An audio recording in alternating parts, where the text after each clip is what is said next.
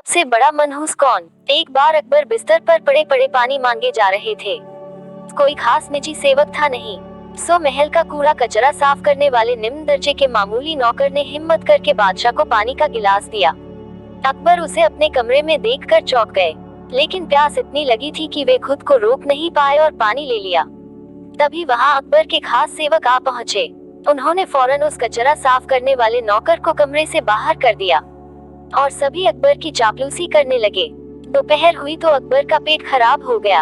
हकीम को बुलाया गया, पर फिर भी अकबर की हालत में सुधार नहीं हुआ।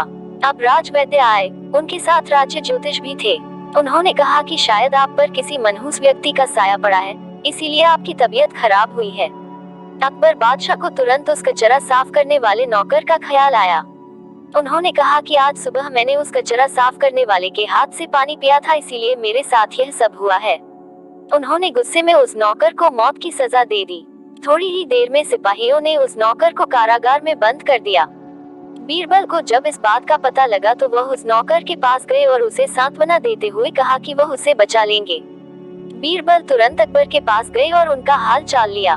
तब अकबर ने बताया कि हमारे राज्य का सबसे बड़ा मनहूस मुझे बीमार कर गया। यह बात सुनकर बीरबल हंस पड़े।